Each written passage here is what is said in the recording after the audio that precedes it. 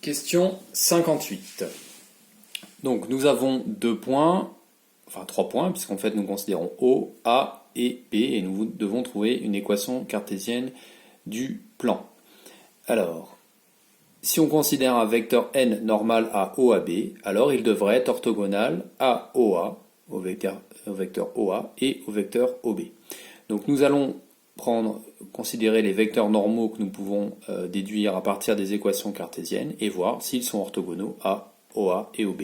Par exemple, pour le premier, il ne sera pas orthogonal. Si on calcule n scalaire OA, on obtient 2 racine de 7, plus 0 fois moins racine de 7, plus 1 fois moins racine de 14, qui est différent de 0, puisque 2 racine de 7 moins racine de 14 n'est pas égal à 0.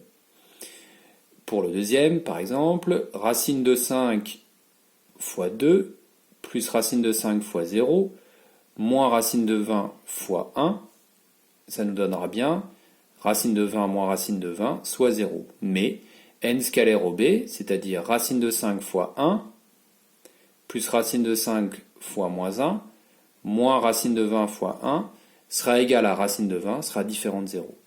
Donc la solution, bon, pareil pour la C, je vous laisse vérifier.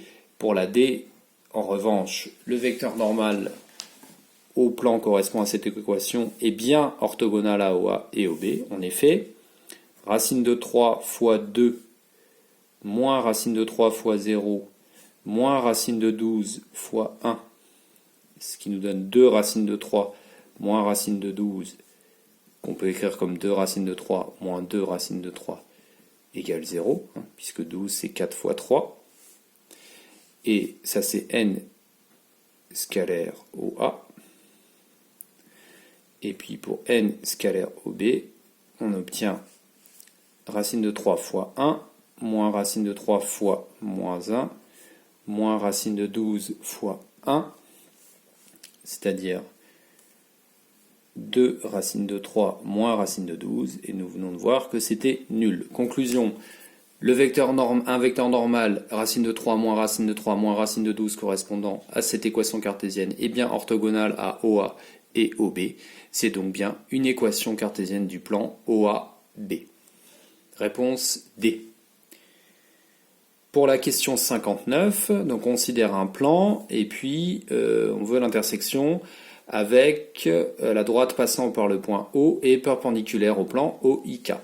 Donc nous allons écrire une équation paramétrique de la droite qui sera x égale y égale z égale. Donc nous allons mettre les coordonnées du point que nous connaissons. Nous connaissons le point O, donc simplement 0, 0, 0, plus, et nous savons qu'elle est perpendiculaire au plan OIK, ça veut dire qu'elle est de vecteur directeur J. J a pour coordonnées 0, 1, 0. Donc ça veut dire qu'une équation paramétrique sera de la forme 0 fois t plus 1 fois t plus 0 fois t. Ce qui nous donne x égale 0, y égale t et z égale 0 avec t qui appartient à R.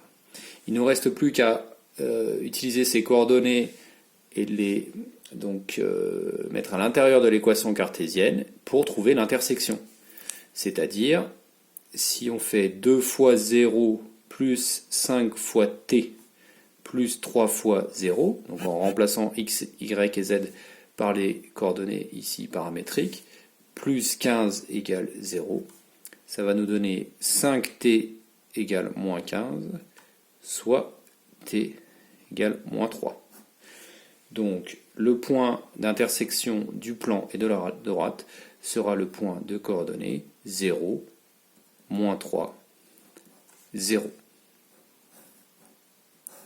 Donc la bonne réponse est la réponse A. Dernière question, laquelle des propositions suivantes est vraie? Il est toujours possible de trouver une droite perpendiculaire à deux plans distincts, perpendiculaires entre eux. Et non, c'est tout à fait impossible, puisque si deux plans sont perpendiculaires entre eux, toute droite perpendiculaire à l'un sera parallèle ou incluse dans l'autre plan. Donc c'est impossible. Pour le petit b, connaissant un premier plan, il est toujours possible de trouver un autre plan tel que l'intersection des deux plans soit égale à un point donné. C'est tout à fait rigoureusement impossible.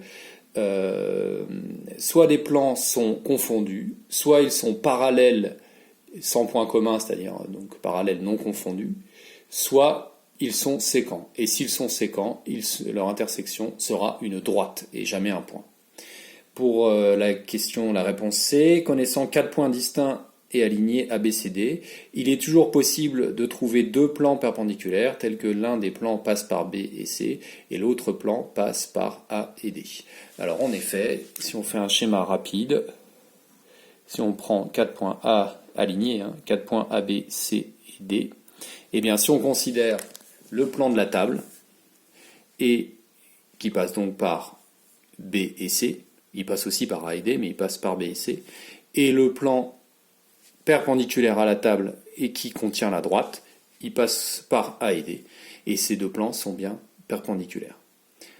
Alors, donc nous avons bien ici, je répète, le plan de la table passe bien par B et C, et un plan perpendiculaire à la table passant par tous ces points passe par A et D, et ces deux plans sont perpendiculaires. Donc question 60, réponse C.